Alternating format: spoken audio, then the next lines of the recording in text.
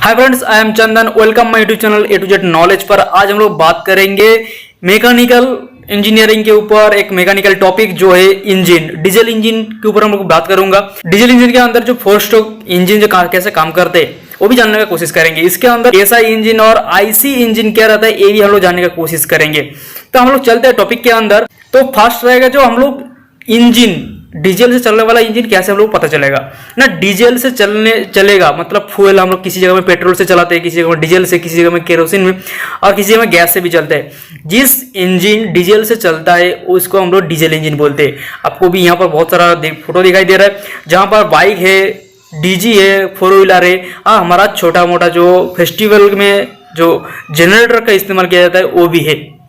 तो इसमें आपको डीजल फ्यूल से चलने वाला रहेगा तो ये डीजल इंजन में काम करता है, डीजल साइकिल में काम करते हैं। इसका इन्वेंट किया था 1890 सेंचुरी में रेडल्फ डीजल ने फर्स्ट टाइम इन्वेंट किया था। और इसका फर्स्ट वर्किंग प्रोटोकॉल बनाया गया था 1897 में। ये इंजन केमिकल एनर्जी को मैकेनिकल एनर्जी में कन्वर्ट कर देते हैं। हम लोगों को पता है जो एनर्जी को हम लोग खत्म नहीं कर सकता और स्टार्ट और बनाया नहीं सकता, इसको हम लोग कन्वर्ट कर सकते हैं। सेम इसको केमिकल एनर्जी को मैकेनिकल एनर्जी में कन्वर्ट कर देते हैं। तो इसका आगे हम लोग जाएंगे तो इंजन के अंदर हम लोग क्या क्या देखने को मिलेगा, मतलब नेम प्लेट देखेंगे तो हम लोग क्या क्या देखना चाहिए। फर्स्ट है एचपी, हॉर्स पावर, कितना हॉर्स पावर का इंजन है। उसके साथ साथ भी किलोवाट में लिखा रहता है कितना किलोवाट का लोड ले सकता है। उसके साथ आरपीएम कितना है।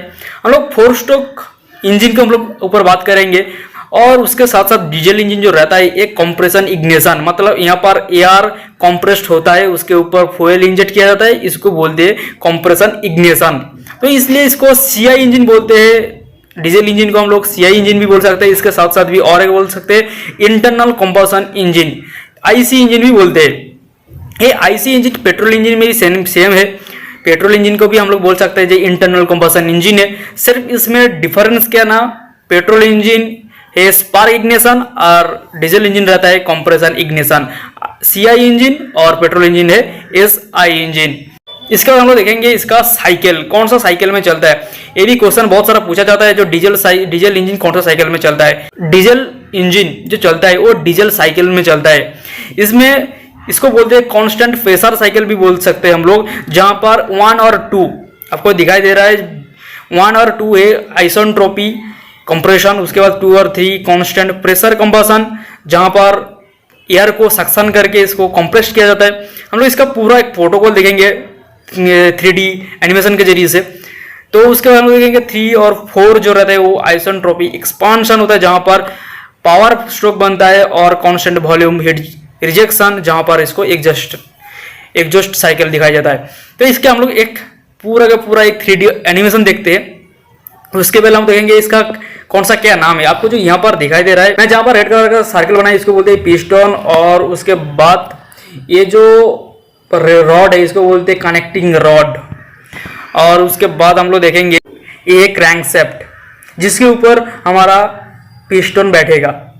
तो हम लोग देखेंगे इसका ये 4 स्ट्रोक इंजन, जहां पर देखिए इनटेक मतलब सक्शन हो रहा है। देखिए एक भाल्व खोल गया है और सक्शन हो रहा है। उसके बाद हम लोग 2 नंबर में आते हैं कंप्रेशन, उसी एयर को कंप्रेस्ड किया जाता है। और 3 नंबर आता है पावर स्ट्रोक। पावर स्ट्रोक मतलब यहाँ पर एक आग जलने वाला है। तो आग जलने के लिए क्या क्या चाहिए ना, आपको चाहिए ऑक्सीजन चाहिए, फ्यूल चाहिए और हीट चाहिए। यहाँ पर मैंने कंप्रेशन के जरिए से इसी एयर को, मतलब हमारे पास ऑक्सीजन आ गया है, एयर की वजह से वो एयर को हम लोग कंप्रेशन कर दिया, मतलब हीट जनरेट कर दिया, उसके अंदर फ्यूल डाल दिया। मतलब हमारे पास आग जलने के लिए जो 3 चीज चाहिए, फ्यूल, ऑक्सीजन और हीट, ये तीनों चीज आ जाने की वजह से यहाँ पर पावर स्ट्रोक बनता है, मतलब आग जलता है, इससे वजह से एक पावर बनता है। उसी पावर को उसके अंदर जो जल गया जो एयर, उसको धुआं को निकाल देता है एग्जॉस्ट साइकिल में। आपको नेक्स्ट जो साइकिल देखने को मिल रहा है एग्जॉस्ट, यहाँ पर भी भाल्व खुल गया। यहाँ पर आपको ये जो भाल्व रहता है ना, ये टाइमिंग भाल्व रहता है।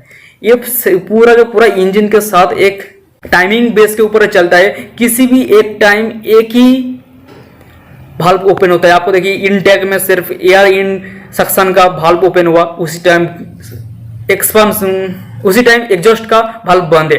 आपको देखिए जहां पर कंप्रेशन और पावर हो रहा है, स्ट्रोक बन रहा है, वहां पर दोनों नहीं बंद है, और जहां पर एग्जॉस्ट हो रहा है वहां पर सक्शन बंद है, एग्जॉस्ट खोल गया है।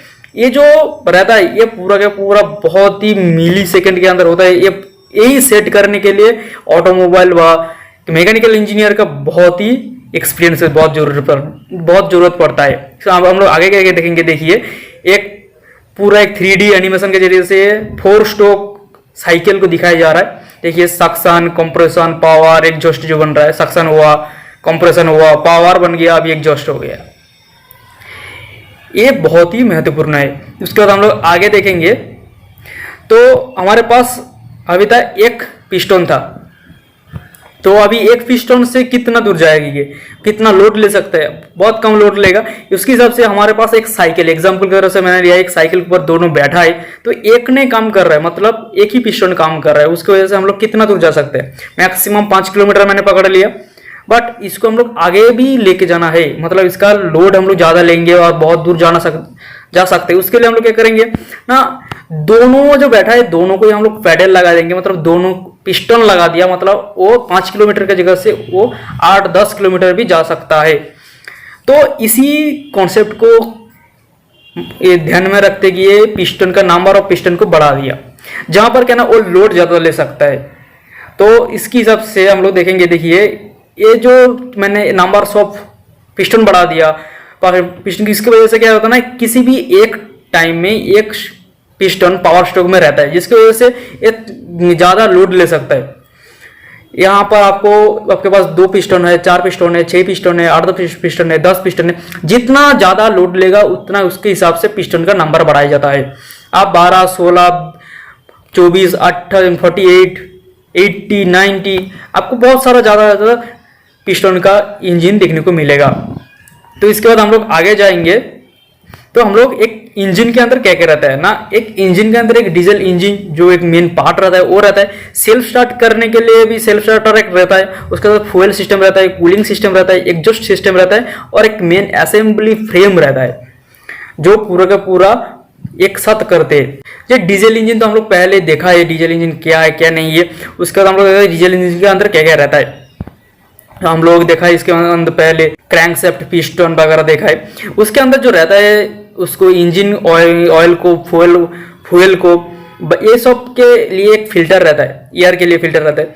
यहाँ पर बोल देता हूँ जो डीजल इंजन में एयर का इस्तेमाल होता है, एयर का कंप्रेशन किया जाता है, बट पेट्रोल इंजन में पेट्रोल का कंप्रेशन किया जाता है। इसीलिए डीजल इंजन में एयर सक्शन करने के लिए सक्शनर रहता है, फिल्टर रहता है, बहुत एयर रहता है। बट पेट्रोल इंजन में एयर के ऊपर काम कुछ भी नहीं होता है, उसके लिए इसीलिए पेट्रोल इंजन में एयर फिल्टर नहीं रहता है, एयर सक्शनर नहीं रहता है। इसकी वजह से हम लोग डीजल इंजन में देखते हैं इंजन ऑयल फिल्टर रहता है, एक फ्यूल फिल्टर रहता है, मिनिमम तो रहेगा एक ऑयल फिल्टर और एक फ्यूल फिल्टर, एयर फिल्टर रहता है। उसके बाद वाटर सेपरेटर, मतलब जो फ्यूल आता है उसके अंदर वाटर अगर रहेगा तो वाटर को भी हम लोग सेपरेट करना चाहिए, नहीं तो प्रॉब्लम होता है। तो ये 3-4 चीज डीजल इंजन में रहेगा ही रहेगा। अब किसी भी डीजल इंजन देखो, वो 1 पिस्टन हो, 2 पिस्टन हो, 3 पिस्टन हो, 4 पिस्टन हो, किसी भी पिस्टन का देखो, ये 3-4 चीज रहेगा ही रहेगा उसके अंदर। तो उसके हम लोग आगे जाएंगे तो स्टार्टर, सेल्फ स्टार्टर क्या करते हैं ना, इंजन को स्टार्ट करते हैं विदाउट दिक्कत के साथ। तो हम लोग इसके बारे में एक वीडियो देखेंगे अभी, जहां पर आपको देखने को मिलेगा एक मैनुअली स्टार्ट करने के लिए और सेल्फ स्टार्ट करने के लिए क्या फर्क आता है। तो चलते हम लोग पहले वीडियो देख लेते हैं।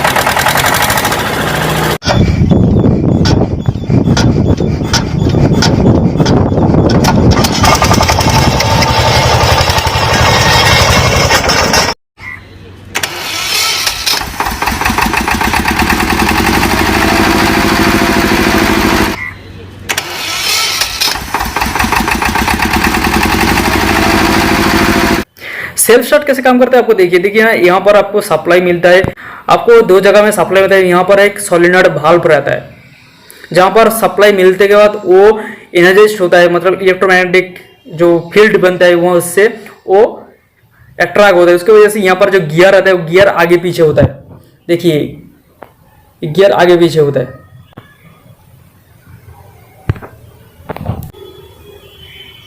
देखिए यहाँ पर आपको स्टार्टर क्या करता है ना, इसको हमारा जो फ्लाई व्हील रहता है, फ्लाई व्हील के साथ बैठ जाता है और चालू कर देते हैं। उसके बाद वो दोबारा उसका पोजीशन में आ जाता है। देखिए ये यही काम करता है हमारा सेल्फ स्टार्टर, जो इंजन को घुमाने के लिए विदाउट एक्सीडेंट और दिक्कत के साथ। जो फर्स्ट टाइम चालू कर रहा है तो उसके लिए बहुत दिक्कत होता है एक मैनुअली स्टार्ट करने के लिए, उसी जगह में आपको सेल्फ स्टार्टर रहेगा तो बहुत ही इजीली स्टार्ट कर सकते हैं आप इंजन को। देखेंगे, देखिए हम लोग जो स्पीड कंट्रोल करते हैं हमारा किसी भी इंजन का, तो कैसे करते हैं देखिए एक बार। हम लोग यहाँ पर 3 to 24 वोल्ट सप्लाई देंगे, जहाँ पर पिस्टन का, उसके लिए एक मैंने मोटर लगाया है, जहाँ पर आपको देखिए पिस्टन कितना फास्ट और स्लो चलता है। देखिए पहले बहुत कम वोल्ट थी, मतलब 3, 4, 5, 6, धीरे धीरे वोल्टेज बढ़ते जा रहा है। हम लोग मैनुअली एक मोटर के जरिए से, डीसी मोटर के जरिए से चालू किया है अभी। लेकिन धीरे धीरे हम लोग वोल्टेज बढ़ते गया, मतलब 3 to 24 वोल्ट में जब गया है उसी टाइम इसका देखिए स्पीड देखिए। सेम टू सेम हम लोग जब हम लोग एक्सीलरेटर दबाते हैं उसी टाइम हम लोग ज़्यादा के ज़्यादा फ्यूल जाता है हमारा पिस्टन में, पावर स्ट्रोक बनता है उसके हिसाब से। तो उसी टाइम क्या ना लोड ज़्यादा ले सकते हैं, उसके किसी भी स्पीड में ज़्यादा जा सकते हो, उसी टाइम इतना स्पीड में घूमता है। और एक बार देख लीजिए कितना ज़्यादा स्पीड में घूम रहा है एक पिस्टन। सोचिए हम लोग जब इंजन एक्सीलरेटर दबाते हैं, ज़्यादा स्पीड में भागते हैं, आप रेसिंग कार में जब देखते हो ना, रेसिंग कार में कितना ज़्यादा भागते हैं, तो उसी टाइम आपका पिस्टन का मूवमेंट एक बार इमेजिन करके देखो कैसे, कौन सा स्पीड में घूम रहा है, कैसे स्पीड में घूम रहा है। तो हम लोग आगे जाएंगे। हम लोग सेल्फ स्टार्टर के अंदर क्या क्या चीज़ रहता है, कैसा दिखता है, उसका क्या नाम क्या है, ये पूरा का पूरा डिस्प्ले में मैंने दिया गया है, ये देख लो। और ये वाला फोटो मेरा फेसबुक पेज में मिलेगा, मेरा डिस्क्रिप्शन में फेसबुक पेज का लिंक दिया गया है, आप जाओ वहाँ से भी ये वाला फोटो को डाउनलोड कर सकते हो और देख भी सकते हो। उसके साथ साथ बहुत सारा मैंने क्वेश्चन देता हूँ, बहुत सारा इक्विपमेंट का फोटो देता हूँ, जहाँ पर आपको बहुत सारा नॉलेज मिलने वाला है। मेरे इंस्टाग्राम पेज में भी सेम चीज़ करता हूँ, आप इंस्टाग्राम पेज में भी जाके मेरे साथ जुड़ सकते हो। आगे बढ़ेंगे हम लोग। उसके बाद जो रहता है वो डीजल इंजन के जो फ्यूल सप्लाई सिस्टम, ये पेट्रोल इंजन के जैसा भी सेम रहेगा। सेम यहाँ पर क्या ना इंजेक्ट किया जाता है फ्यूल को, और वहाँ पर किया जाता है ना फ्यूल को हम लोग सक्शन करते हैं, उसके बाद कंप्रेशन करते हैं और स्पार्क के जरिए से हम लोग चालू करते हैं। जहाँ पर ये क्या करते हैं ना, कंप्रेशन के वजह से, मतलब एयर कंप्रेशन होने के बाद वहाँ पर सप्लाई को, मतलब फ्यूल को स्प्रेड कर देते हैं और कुछ नहीं। इसके लिए एक फ्यूल फिल्टर रहेगा, फ्यूल फिल्टर फ्यूल सेपरेटर के थ्रू एक फ्यूल पंप में जाएगा, पंप के थ्रू इग्निशन पॉइंट में जाएगा। उसके बाद हम लोग देखेंगे कूलिंग सिस्टम। हम लोग छोटा देखेंगे तो छोटा कूलिंग सिस्टम, और बड़ा रहेगा तो बड़ा। वहां पर क्या ना एक रेडिएटर रहेगा, उसके अंदर से कूलेंट को पास करेगा इंजन के अंदर। जो इंजन इतना स्पीड में घूम रहा है उसको कूलिंग करने के लिए ये कूलिंग सिस्टम का इस्तेमाल किया जाता है। इसमें कूलेंट एक दिया जाता है, इसका भी एक बहुत सारा मटेरियल से बनाया जाता है कूलेंट को। हम लोग बाद में उसके बारे में ज़्यादा बात करेंगे, नेक्स्ट वीडियो में भी उसका बारे में आपको जानकारी चाहिए तो कमेंट कीजिए, मैं नेक्स्ट वीडियो में बताऊंगा कौन सा मटेरियल से कूलेंट बनता है। इसके आगे बढ़ेंगे। इसके बाद एग्जॉस्ट सिस्टम जो मेन पार्ट है एक इंजन के अंदर। तो एग्जॉस्ट करने के लिए हम लोग डीजी देखेंगे, तो डीजी में एक टर्बो पंप रहता है जो क्या करता है ना, सक्शन कर लेते हैं उसका धुआं वगैरह और बाहर फेंक देते हैं। और सेम टू सेम हमारा बाइक हो, 4 व्हीलर हो, किसी भी जगह में रहेगा, वहां पर सक्शन करने के लिए एक सक्शन रहेगा जो एग्जॉस्ट, मतलब धुआं निकलने के लिए एक सक्शन पंप रहेगा, धुआं को इंजन से निकल के बाहर फेंकने के लिए। इसीलिए हम लोग किसी भी डीजी वगैरह में जाते हैं तो वहां पर हम लोग इमरजेंसी रनिंग टाइम में इमरजेंसी नहीं मारते, लेकिन रनिंग टाइम में हम लोग मारेंगे तो वहां पर जो टर्बो पंप रहता है वो फट जाता है, इतना स्पीड में घूमता है। वहाँ एक टर्बो पंप अब हम लोग पकड़ लेते हैं, इंजन चल रहा है 1500 आरपीएम में, तो उसका टर्बो पंप चलता है 1 लाख आरपीएम में घूमता है। तो उसके वजह से इतना स्पीड को आप रुका देंगे तो उसका ब्लेड वगैरह क्रैक होता है, उसके वजह से वो ब्लास्ट कर जाता है। इसीलिए हम लोग इमरजेंसी नहीं मारते। आपका प्रैक्टिकल में भी, आप किसी भी कंपनी में काम कर रहे हो, वहां पर भी ये रूल्स फॉलो किया जाता है। आप एक बार आपको पता है तो अच्छा है, नहीं पता है तो आप जाके आपका जो सर वगैरह रहेगा उसको एक बार पूछो क्यों हम लोग इमरजेंसी नहीं मारते हैं डीजी में।